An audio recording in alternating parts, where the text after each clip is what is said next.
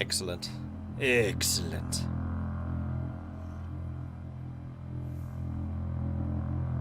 Taking a picture in a lost swarmed area. We're just taking a selfie. It would be pretty good if they were like, lost in the background going, ah. You know, just like, click.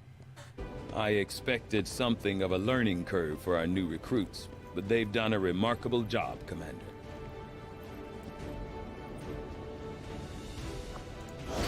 Excellent. +6 aim. Ooh. Definitely be using that.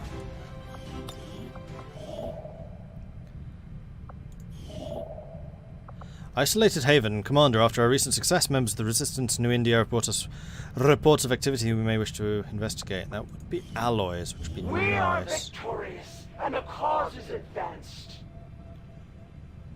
And we have gained thing with the skirmishers, and we are 1 tick towards finding the warlord. Together we have learned even more about the chosen that pursue you, Commander. Pursue us? He's pursuing you. We are bound by a common enemy, and together we grow strong. Recruit engineer, recruit scientist. All skirmishers, all those freed from the Elders' bonds, are eager to hear your orders, Commander. Inside job 2. Will intel rewards increased by 15%, so that's an upgrade. Nice. Warlord was promoted to lieutenant. Not Spectre was, rather. Right, new covert action. Our influence with the resistance factions has motivated them to share some new information on the Chosen. I would very much like to have a new scientist. You want me to pay Illyrium crystals? I think not. So this is going to gain +1 mobility. So I'm going to say that should probably be Hub'em. As much as I love like putting all of my upgrades onto Spectre, that's probably dangerous. So yeah, we're going to upgrade Hub'em. We also need a soldier. This can be a squaddy for some experience. I think. Hungry Gamer. And we're going to ignore the risk. I'm not paying Illyrium to avoid that. It's only a low chance anyway. And no chance of ambush. We will work hand in hand with our new allies. Cool.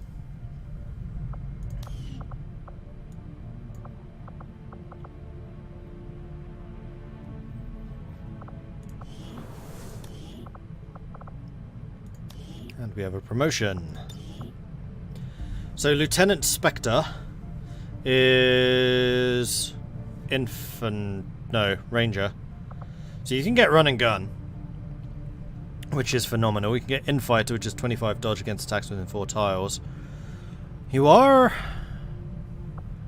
a Ranger, which means that you do end up when it next comes to to aliens. And the skirmishers are no different. I don't trust them. And I don't like sending my people out hand in hand with them. That said, they're definitely loyal to the commander. And they could put up a hell of a fight.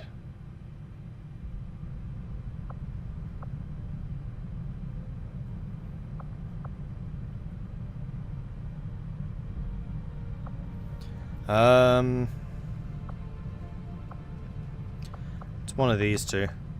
Infiltrator, I don't think it's going to be hugely useful for you.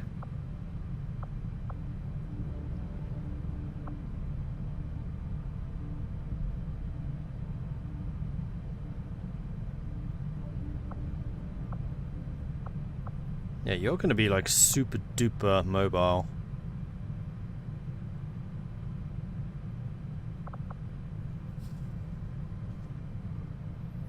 I mean, it's got to be run and gun. Run and gun is just such a ridiculous move. Take an action after dashing, so it basically allows you to dash and then shoot someone. Although, you can already dash and stab someone. And very often that does leave you next to somebody, so having Infighter to give you that dodge attack against it is probably a good move. Yeah, we're going to take Infighter. If you were an agent, I would have taken run and gun. Because that would mean you could do the shiv and the run and gun. So you have two actions which allow you to move. Because the shiv attack only gives you one action like that. Also, you do have teamwork.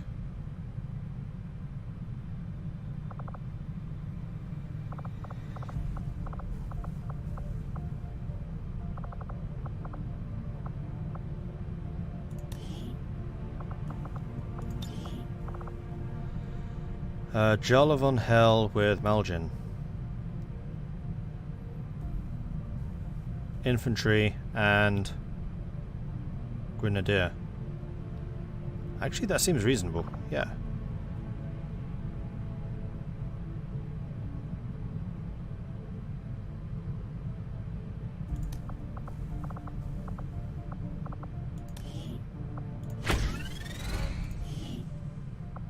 If it improves morale, then I suppose there is no harm in it.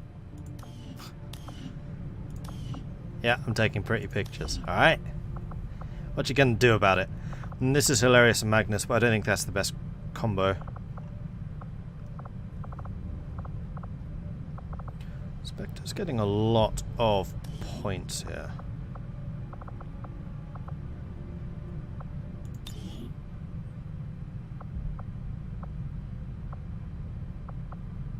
I could take Infiltrator and Run and Gun. You do have an awful lot of soldier points that I could spend on this. You could also take Phantom, but I don't think that's going to be as good. You could also take... Okay, there are a lot of abilities you could take. 10 dodge per visible enemy up to maximum 50, so that plus Infighter for even more dodginess. Shadow Steps, you don't take Overwatch or reaction fire, though I'm usually fairly good at removing that, but this would give me another tool to do that with. I'm not sure I'd want my Genius to be the one taking that fire. Wait, Shadow Step just means you don't trigger it. It doesn't mean that you are immune to it. Right? Does Shadow Step... No, it just doesn't trigger. There's another one which means you just can't be hit by it. That's the one I want, because that's what breaks their ability to shoot.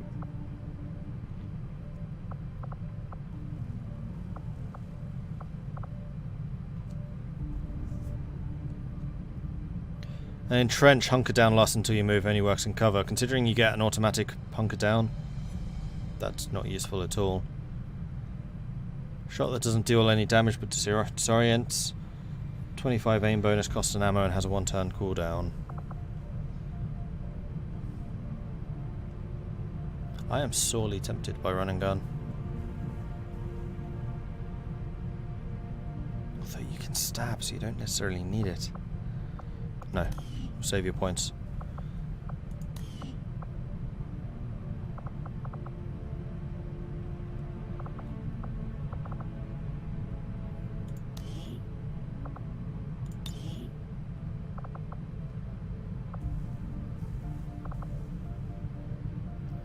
Any directed sniper rifle shot hit or miss will mark the target, increasing the squad's aim by plus 15 against this target. That does sound pretty useful.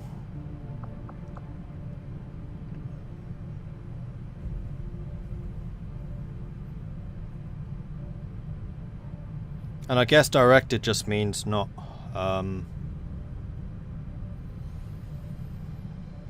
Overwatch. And I would assume this includes squad sight. Well, it must do. It says specifically sniper rifle. You know what? I'm happy to pay that. Having you mark targets actually sounds super useful. Fiddlers can also get one. It's both of my snipers.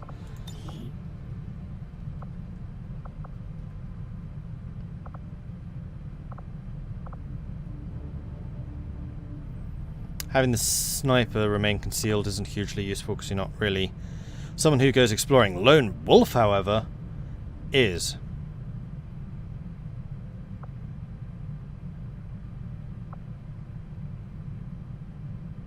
Yeah, I'm happy to pay a point for that as well.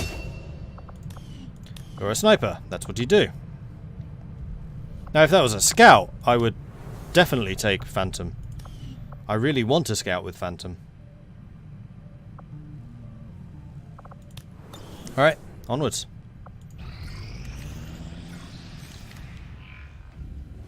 I take it this was easier than your last procedure, Doctor. Central, Commander. Yes, I find the process to be far less disconcerting when the subject has already expired. The results, however, it's best you see for yourself. My autopsy of the Advent Captain has confirmed the existence of an implant, similar in design to the unit I extracted from the Commander. But there are differences. What kind of differences? The data you see is being pulled directly from this Advent Captain's implant. The sequence here is essentially you, Commander. Or at least the tactical information they were processing through your mind. As you can see, the data is nearly identical. They were using you against us. Yes, however, the Advent data shows signs of decay. Removing the Commander from their network has likely caused significant damage. Network? Yes, what we're seeing here is a psionic network. These implants are capable of receiving and transmitting information, a great deal of information, somehow encoded in a stream of psionic energy. My working theory? Advent uses this network to augment the tactical readiness of its troops, as well as disseminate orders from its central command. Observe.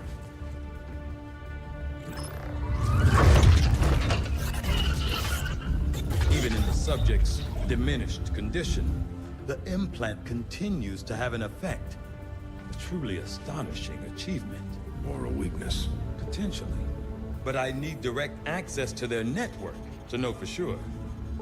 I'm guessing that won't be easy. We'd need an active link. And that would mean hacking a live Advent officer. Like I said, not easy. Still, it's the best lead we've got. Your call, Commander. No, I don't think we should do that. We should do something New else. objective added. Alright, so we need to get the Proving Grounds. We need to do the Skulljack project, and then Skulljack and Advent Officer. We're ready to move when you are, Commander. I've updated our objectives based on the latest information. The Advent Captain seems to provide a means of stabilizing the link between the local subordinates and the Advent network tower itself.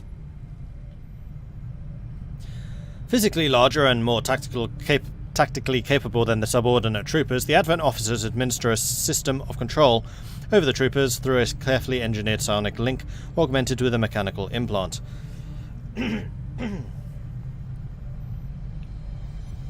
From my initial examination of the commander and a careful review of the information gathered in the alien containment area, I now have a theory as to how the system was established.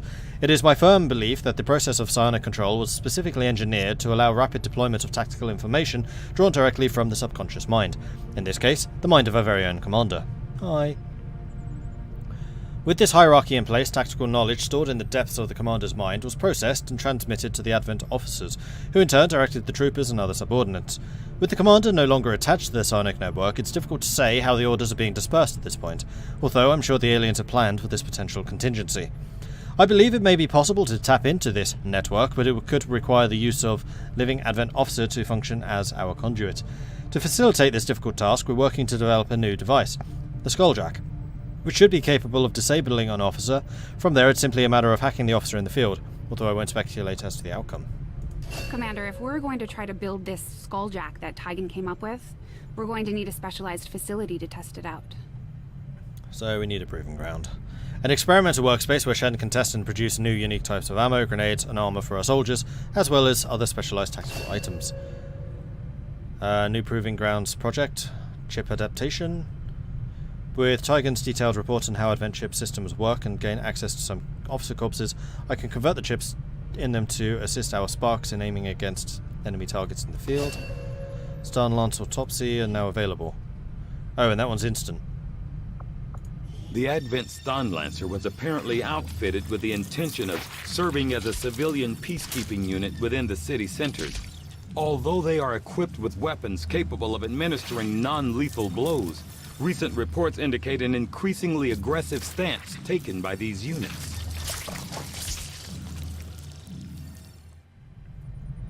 All Although Advent clearly intended for these units to be their means of dealing with any unruly civilians within the city centers, it seems they have come to rely on more brutal means of pacification in the time since. On both physical and genetic level, the advanced stun lancers are nearly identical to the troopers our forces regularly see in combat. However, a minor yet crucial adjustment to the missile fiber density of the lancer improves both agility and overall survivability. Equipped with non-lethal weapons capable of easily disabling human targets, these lancers were first deployed during the earliest days following Advent's establishment of the city centres, when civil unrest was a more common problem than outright resistance. In studying their usage and deployment, this raised an interesting question. If the lancers were among the first Advent forces deployed and their survivability is somewhat higher than that of the standard trooper, did the aliens consciously reduce the trooper's strength based on their assessment of the human combat readiness? This would imply a system of rapid genetic modification beyond what I thought previously imagined the aliens were capable of.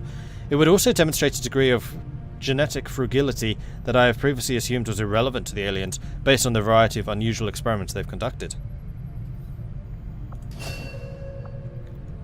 Allow stunning enemies at a distance. That sounds more useful. Ionic Ripjack.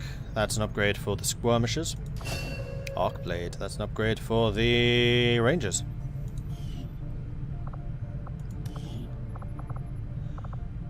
Alright, so we have nothing which is like super duper quick. We have a couple that are 2 days. Do the trooper and the general.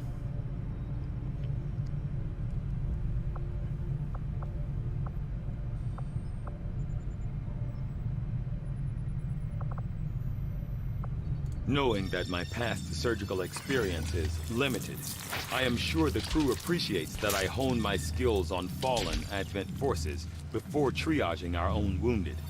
To the uninitiated, the common Advent trooper is seemingly human. The aliens have disguised its most glaring divergence from the human form with a carefully designed helmet.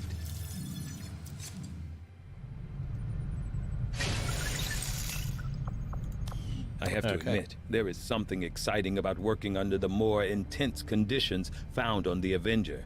Every decision, every development is of the utmost importance. There's no room for mistakes here. Damn right. So, Marshal Slav is now a agent, or an agent. So we should start training somebody else. Who do we still have? Alright, so none of you are very combat gifted, which is unfortunate. So where do we not have any redundancies?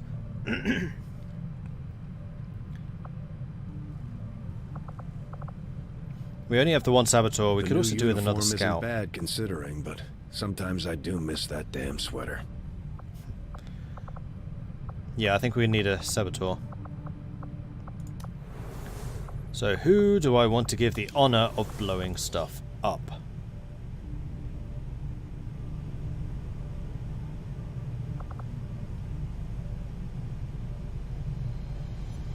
Dana, you can blow stuff up. Saboteur. There we go.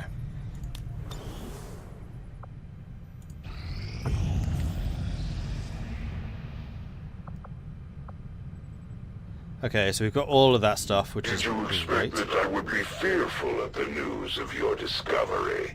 You may be aware of my movements, but it will change nothing.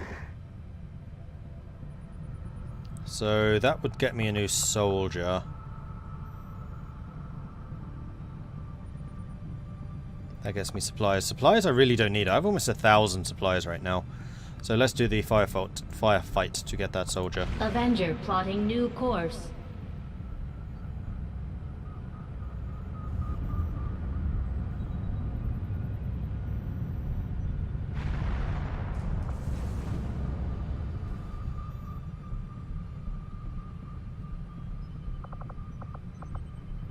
Yeah.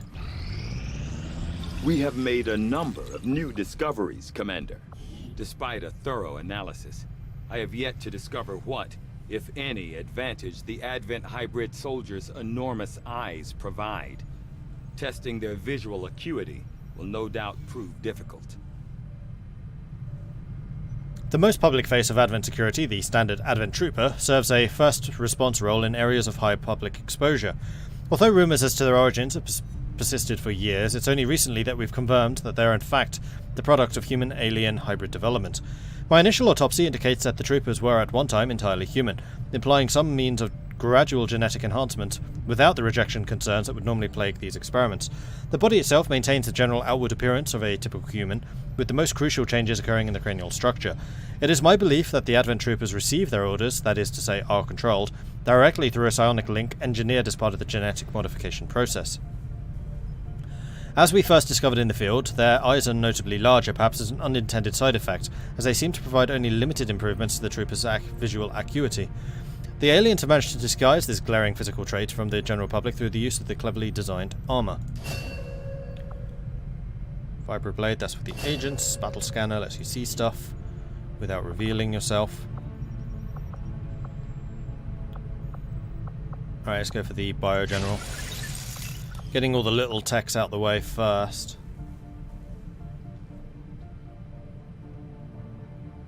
Because I don't think we have anything really pressing to do. This is weird. Like, I'm not supposed to have time.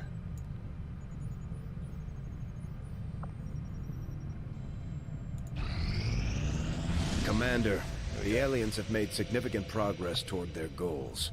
New Advent facilities are cropping up around the world. Commander, we've just received intel that one of Dr. Vollin's escape test subjects is guarding a nearby Advent facility. Best be prepared before we try to take it out. Received intel that a powerful, extremely dangerous alien is guarding a nearby Advent facility. Okay.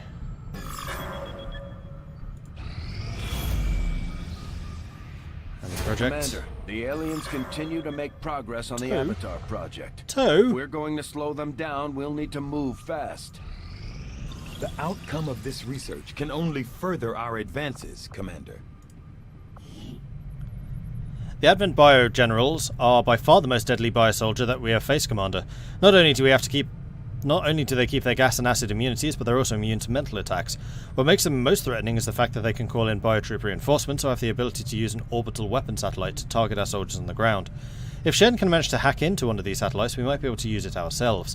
The one issue I see is that if we hack the satellite systems, I'm sure there will be built-in failsafe to cut us off from using our own biomunitions on them.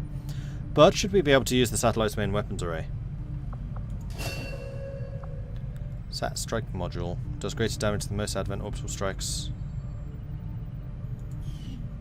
Cool.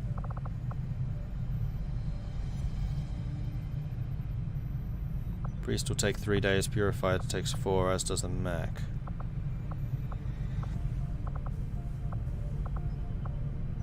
I really want to start working on plated armor because I feel like we need the armor. We can get the Predator upgrade then. As much as I want to get the Viper and Purifiers and stuff out of the way.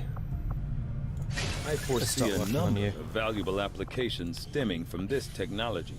I'll have a report assembled as soon as the research is complete. Just give the word and I'll get started, Commander. Also, there are a bunch of upgrades that we can do now. So we have one tier 2 upgrade. We can do the Ripjack, that's not a problem. Have resources for you. Yeah, so all of these require their upgrade component, of which we have one. So the shotgun is the shotgun upgrade. Usually those do need to be basically a one-shot kill, otherwise we're in trouble. Arc throw I don't really care about. Arc blade, kind of similar to the shotgun, though you are specifically for rangers, so anyone else using shotguns are for everyone. That's just the ranger. Mag shotgun, that's for, well, technically that's only for infantry. The Vibroblade's only for agents. No, I think we need the shotgun. Why can't I get the magnetic rifle?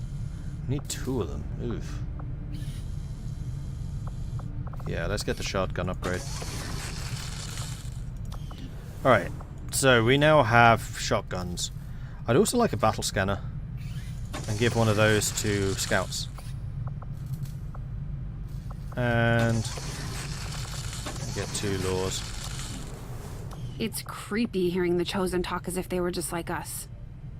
For all we know, they might have been us before the Elders got to them. Okay. Commander, you should establish contact with the local resistance network as soon as possible. Yeah, I The really aliens should. You're, are undoubtedly moving forward with you're their not wrong with that. plans.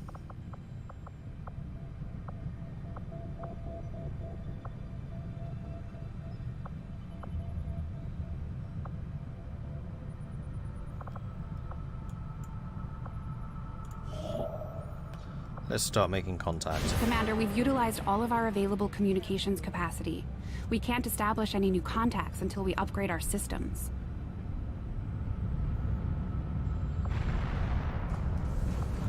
Attempting to establish local regional contact. Alright, so we have a new attack that we can do. We can get 65 intel. It's a moderate challenge. Sabotage transmitter. There's a Mock X squad and Sonic Storm. Or West Asia, which has no information and is considered difficult, but we would get an engineer for this.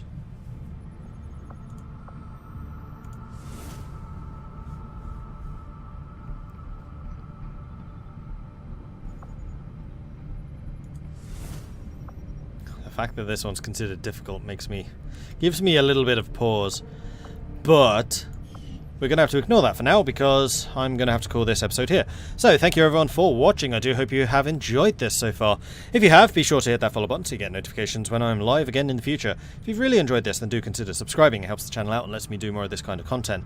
If you want to support the channel other ways, check out my Patreon, which you can find at patreon.com/MordredViking. I do have a YouTube channel, which you can find at youtube.com/MordredViking, which is also at that link there.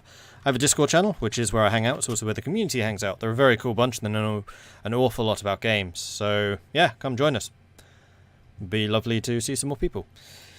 That's it for me for today. I will be back tomorrow. I just realised, actually, I didn't update the schedule here. But I will be streaming tomorrow. That's going to be the Titans game with Bussy. We've started doing an Attila multiplayer as Visigoths and the Ostrogoths on Total War Warhammer. No. Yeah, Total War. No, not Warhammer. Attila. Total War Attila. I know I said one of them wrong. And we're only just really getting started in that, so it should be really good. I'm very much looking forward to doing some more of that series. And yeah, it should be really good, so come join us. That's going to be kicking off at 6 p.m. An hour later than usual. 6 p.m. British Summer Time. So I will see you guys then. The next time I'm doing XCOM will be on Friday at 10 p.m. British Summer Time. Anyway, that's it for me. I will catch you guys next time. Goodbye.